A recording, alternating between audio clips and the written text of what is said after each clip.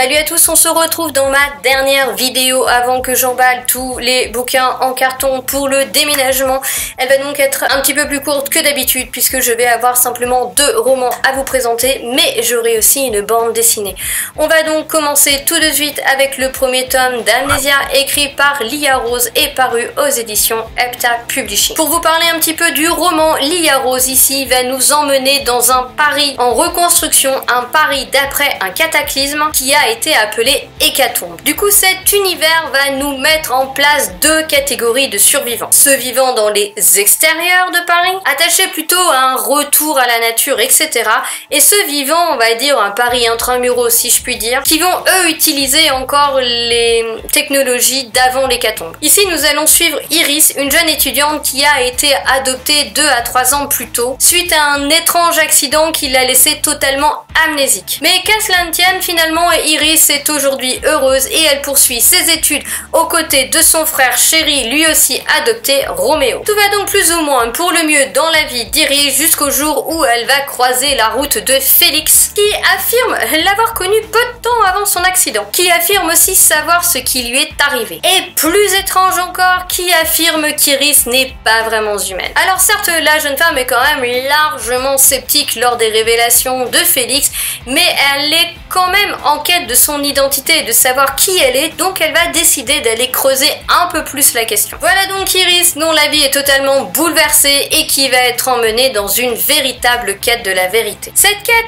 elle est très loin d'être terminée à la fin de ce premier tome, et pour être tout à fait honnête avec vous, j'ai sincèrement hâte de découvrir la suite. Ce livre, il est quand même en grosse majorité construit sur une recherche des origines d'Iris et aussi sur un apprentissage aussi bien pour la jeune femme que pour nous de l'histoire de l'humanité et de la Terre selon un autre point de vue que celui des livres scolaires. Ce fut très intéressant, même si évidemment on peut pas dire que c'est parti regorgé d'action pure, c'est normal puisque ce n'est pas du tout finalement l'objet de ce roman. Donc peu de retournements de situation, peu d'action pure, mais des révélations, croyez-moi, il y en a à foison. Je ne me suis absolument pas ennuyée. Et ce, jusqu'à la dernière partie du roman, qui elle va décoller, puisqu'Iris va commencer à réellement avoir des ennuis. Et du coup là, on va plonger, Iris et nous allons tous plonger dans une partie qui est beaucoup plus active, qui est beaucoup plus pleine d'action. Donc on a vraiment un roman qui a été monté sur toute une partie de quête de la vérité, énormément de révélations, un univers, des histoires qui sont super sympas à apprendre, et une deuxième partie où là on rentre vraiment dans le danger pour la vie d'Iris, dans l'action pure, etc. En tout cas, il y a une chose qui est sûre, ce que j'ai adoré, c'est le folklore qu'a créé l'autrice. Non seulement c'est bien raconté, c'est intéressant, les informations elles nous sont données avec parcimonie, régularité, c'est pas des gros blocs de texte, on s'en prend plein la tronche en quelques pages, tout est vraiment bien dosé, il n'y a pas de lourdeur, mais alors surtout, mais quelle imagination! Franchement, j'ai été bluffée et charmée par ce que nous a proposé Lia Rose. Je préfère vous laisser découvrir, je ne veux pas trop vous en dire, mais on va y parler Alva, on va y parler Défenseur, on y parle divinité et création du monde, on y parle de l'amour de la lune et du soleil dans un mythe complètement revisité, parce que si vous vous intéressez aux mythologies, vous verrez que la lune et le soleil, donc quasiment toutes les mythologies, ont toujours été 2 entités plus ou moins amoureuses, plus ou moins séparées, plus ou moins maudites en fonction des mythologies. Mais Lia Rose en a fait sa propre histoire et mon Dieu, qu'est-ce que j'ai aimé. C'est riche, profond, travaillé, sans lacunes, et en plus c'est extrêmement poétique. Magique. J'ai vraiment été happée par l'originalité, par ces histoires qui sont belles, qui sont charmantes, mais qui sont aussi cruelles parfois, avec des conclusions qui sont difficiles pour nos jeunes héros, faut quand même le dire. Du côté de l'écriture, elle est très jolie, alors on a quelques maladresses de premier roman, j'ai envie de vous dire, avec parfois cette impression que l'autrice voulait tellement en faire que ça devenait peut-être un petit peu de trop. Genre l'utilisation de mots que de nos jours on n'utilise plus vraiment, ou ce genre de choses, mais sincèrement rien qui ne soit venu gâcher ma lecture. Juste parfois quelques longueurs, mais qui ont été assez rares et plutôt courtes, et qui finalement sont dues au manque de dynamisme de par la construction du récit, je vous en ai parlé avant, et donc finalement quand on bascule dans le côté action, j'ai envie de dire qu'il était temps qu'on bascule dans ce côté, N'empêche que j'ai carrément apprécié toutes les révélations qu'on a dans cette quête d'identité. Les personnages, ils sont sympathiques. Pour moi, c'est pas forcément un pilier du roman, dans le sens où ils sont un petit peu linéaires, un petit peu typiques du genre. Alors, ils sont typiques du genre, mais ça fonctionne, hein, il n'y a aucun problème là-dessus. C'est juste que voilà, je les ai bien aimés, mais j'ai pas non plus un personnage. Je suis complètement charmée par le personnage.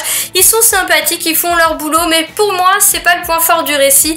Le point fort, c'est vraiment le folklore, l'histoire du monde, la poésie qu'il y a tout autour de ça, et à la fin, toutes ces actions, tout ce danger qui se met en place. L'auteur, elle a pris notre terre, elle a pris nos mythes, elle a tout travaillé à sa sauce, elle a créé une hécatombe, a importé ses propres créatures, entre guillemets, mais je vous laisse découvrir avec leurs particularités, leurs forces, leurs faiblesses, leurs malédictions, leurs prophéties, leurs croyances, bref, tout un tas d'éléments qui font de cet univers quelque chose d'extrêmement riche. Le potentiel de cette histoire, il est incroyable, mais il est exploité et j'ai vraiment envie de découvrir la suite, malgré les quelques petites maladresses que l'on peut trouver dues au fait que ce soit un premier roman. Je voudrais ensuite vous parler de La Malédiction Grimm, écrit par Polly Schulman et paru aux éditions Bayard Jeunesse. Voilà donc un roman jeunesse que je traîne dans ma palle depuis un moment maintenant. Sincèrement, à la lecture de ce roman, je me suis quand même demandé pourquoi je l'avais laissé traîner autant,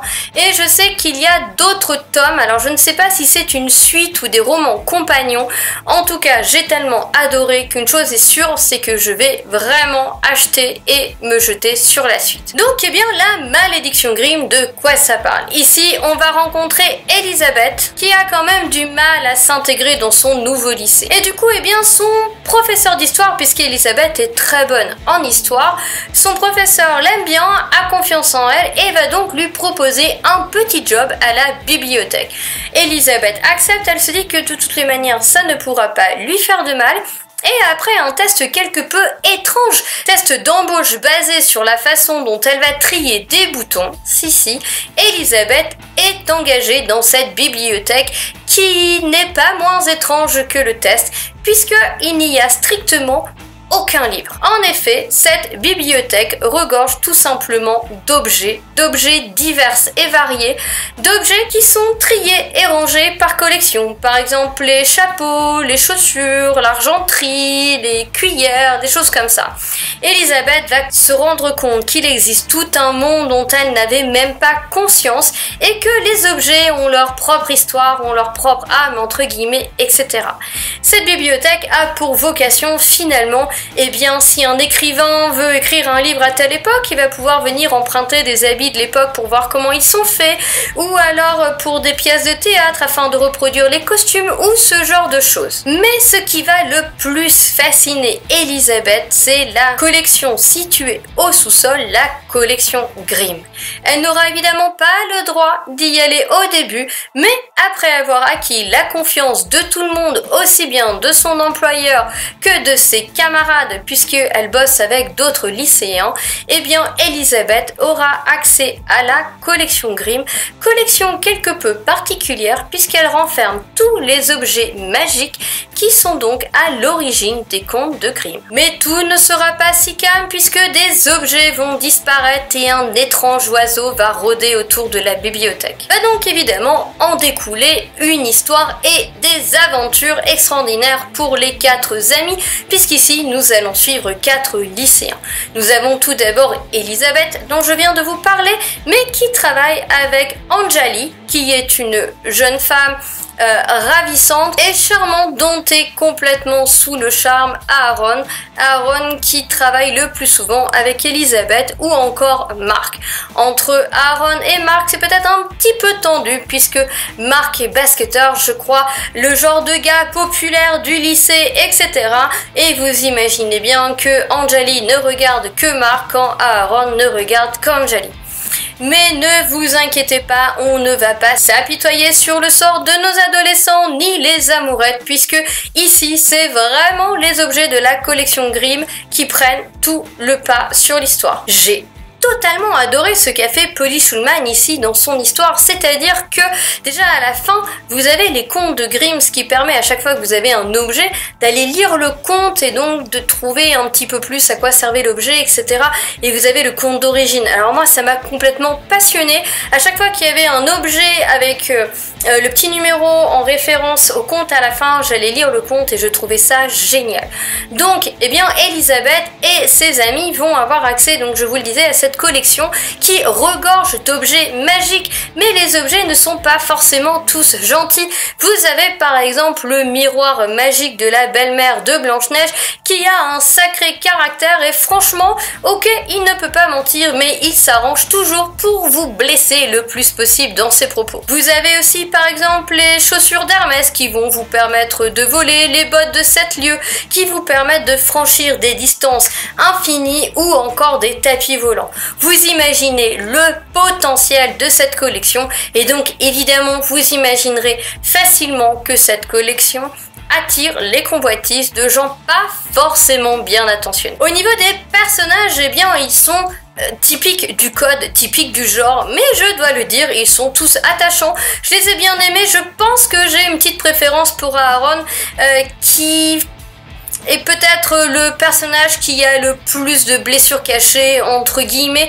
En tout cas, c'est celui que j'ai préféré découvrir, celui qui mérite le plus d'être découvert, qui est peut-être voilà le plus profond avec Elisabeth que j'ai aussi beaucoup aimé. Mais le point fort du récit, ça reste l'univers, ça reste l'utilisation qu'elle a fait des objets de la collection Grimm, tous ces objets magiques, tout ce qu'elle a créé, ce à quoi elle a pensé.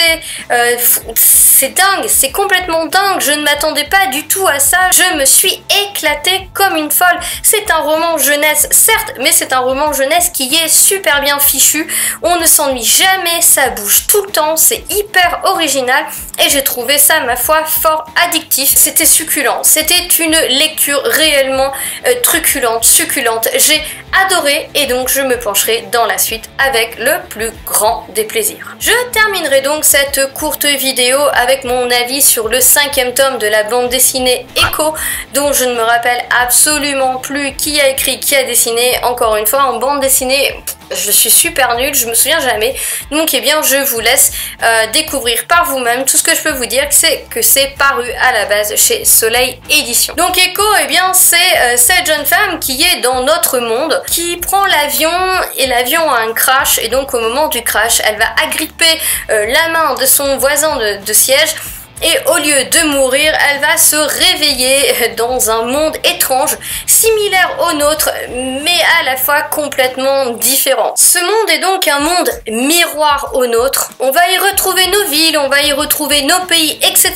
Mais tout est légèrement différent puisqu'en fait, il n'y a pas de technologie. Les dragons vont remplacer les avions de ligne, l'électricité n'existe pas, les wagons du métro sont sur d'étranges mille pattes, et certainement le plus étonnant, les créatures appelées Préchaunes, qui sous leurs airs finalement de petits doudous à qui on aurait envie de faire un câlin, semblent bien tenir les rênes de ce monde. D'ailleurs, la statue de la liberté dans le monde miroir est un Préchaune, ni plus ni moins. On va donc suivre Fourmi qui se réveille là avec, comme je vous le disais, son voisin d'avion qu'elle ne connaissait absolument pas et qui s'appelle Yuri, et les deux jeunes gens vont se retrouver complètement bloqués dans ce monde miroir. Et fait encore un petit peu plus étrange, c'est que certains fantômes ont une certaine tendance à prendre possession de Fourmi. Pourquoi Fourmi est arrivée là-bas? Eh bien c'est par sa tante qui habitait le monde miroir, qui est décédée et qui va lui léguer en héritage une agence artistique. Mais il faut le dire, en fait, toutes les aventures, la plupart des aventures sont basées sur le fait que Fourmi, eh bien, se fait, comme je vous le disais, posséder par les âmes des morts, le plus souvent morts qui ont quelque peu envie qu'on découvre ce qui leur est arrivé. Et donc, eh bien, ça nous emmène dans des aventures où quasiment à chaque tome, ils vont se balader, ils vont à Paris, ils vont à Londres, ils vont en Italie, bref, à New York aussi, je crois. À chaque fois, ils vont se balader dans des villes un petit peu différentes et il leur arrive plein d'aventures. Ce tome 5 n'a pas fait exception à la règle, je l'ai adoré, d'autant que l'on commence à y voir pas mal de révélations sur Fourmi. Le dessin est complètement fantastique, moi j'adore cette imagination, j'adore ce monde miroir. J'adore en fait, tous les petits détails sont pensés. Il faut vraiment du temps en fin de compte pour une bande dessinée par rapport au temps qu'on met pour lire une BD, parce que chaque planche fourmille, c'est le cas de le dire, d'idées, fourmille de détails, et j'adore. C'est vraiment une série que j'adore. J'en suis donc au tome 5 et je lirai la suite avec grand plaisir. Voilà les amis, j'en ai donc terminé avec ce nouvel update lecture. À tous, je vous souhaite une excellente journée, d'excellentes lectures et je vous dis à bientôt. Ciao, bye.